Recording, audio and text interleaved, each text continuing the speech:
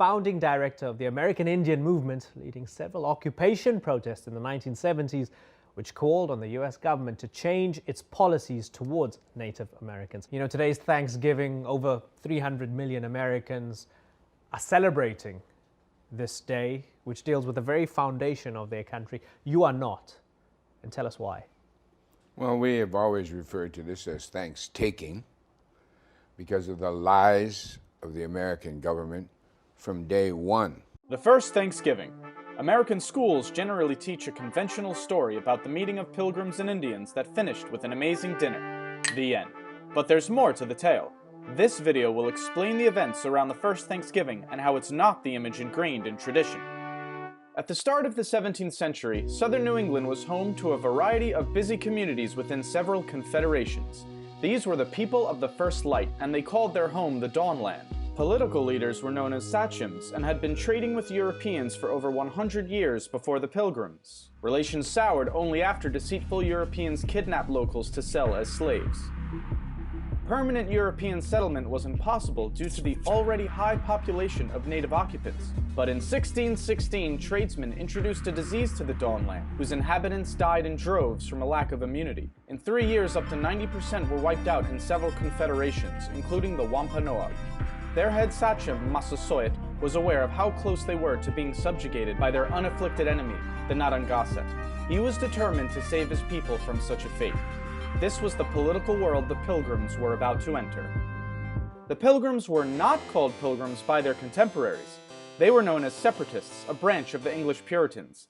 King James hated Puritans and began persecuting them in 1604, so the Separatists fled to Holland, where they were free to worship. But because they feared losing their national and communal identity, the congregation wanted a new place to plant their church. They decided on America and asked King James for a patent that would grant them rights to build a colony. They planned to make a profit catching fish to pay off the debts to their investors. The Mayflower set sail on September 6th. 2 months later, Cape Cod was spotted and 16 men were sent ashore to inspect the area. Unfortunately, the settlers didn't know how to fish and food was running out. They resorted to stealing from graves, homes, and storage pits to keep everyone alive. Then came their first hostile encounter with natives, but no one was killed. On December 12th, they reached New Plymouth.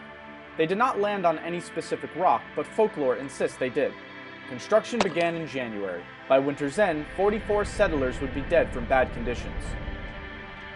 In March, they were surprised when a man named Samoset walked into New Plymouth, greeting them in English.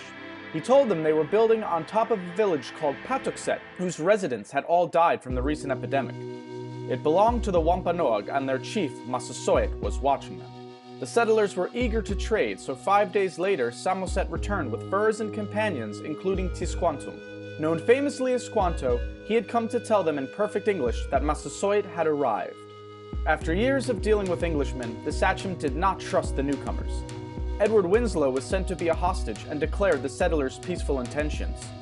Satisfied, Massasoit walked into New Plymouth and was regally greeted by the governor. A peace treaty was created, ensuring mutual protection if attacked by enemies. With the help of Squanto, New Plymouth settlers began to fare better. He taught them how to grow crops and was absolutely vital as an interpreter. To the Separatists, he was a gift from God.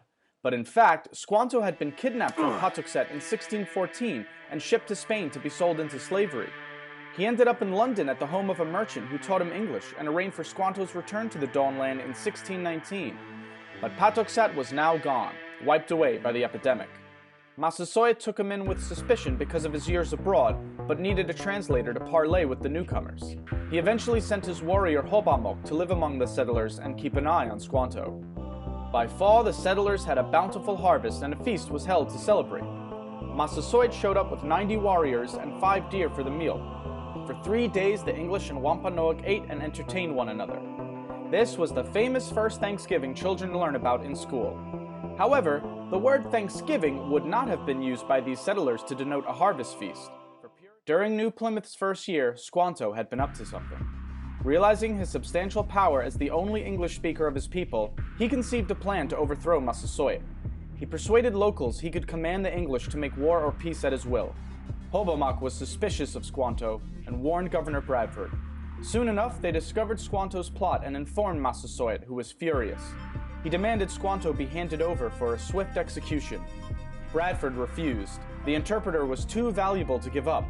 But according to the treaty, Squanto's life belonged in the hands of his sachem. Bradford finally conceded.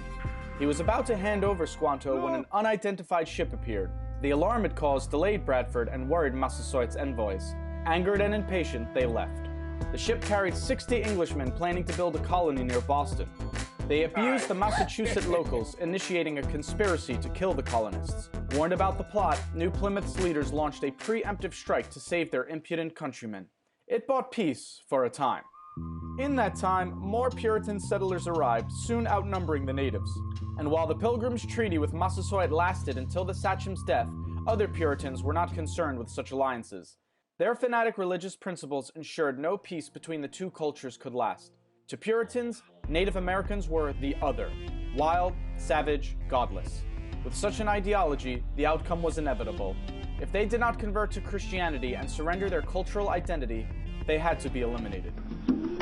In 1637, near present-day Groton, Connecticut, over 700 men, women, and children of the Pocasset tribe had gathered for their annual Green Corn Festival, which is our Thanksgiving celebration.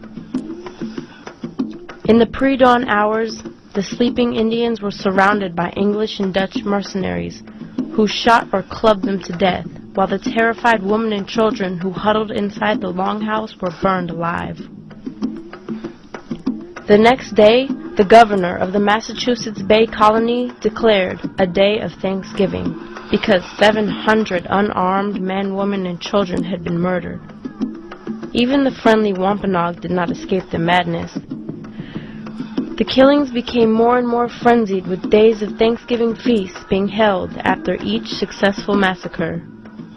George Washington finally suggested that only one day of Thanksgiving per year be set aside, and Abraham Lincoln later declared Thanksgiving Day to be a legal national holiday during the Civil War. The Puritans who conducted this war profited greatly from its outcome. They seized land, they became rich through wampum and wampum tribute, they sold Pequot captives. Many of them became wealthy men as a result of this conquest. I estimate there was about 4,000 Pequots before the war. About 1,500 were killed or captured during the war. 300 or 400 or 600 at Mystic, and then several hundred during the ensuing 2 or 3 months.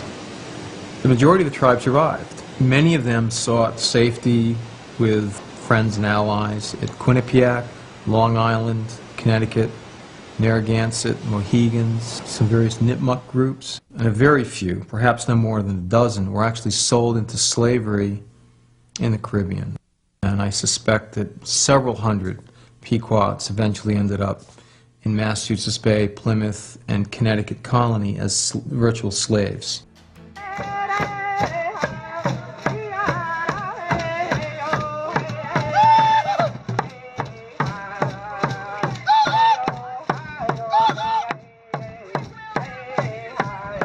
The truth is that the first Thanksgiving was not in 1621. The first Thanksgiving was in 1637 because Governor Winthrop decided that he would give thanks for the safe return of the people who went to Mystic, Connecticut and participated into the massacre of the Pequot. That was the real first Thanksgiving. And we tend to look at it as like, hey, first Thanksgiving.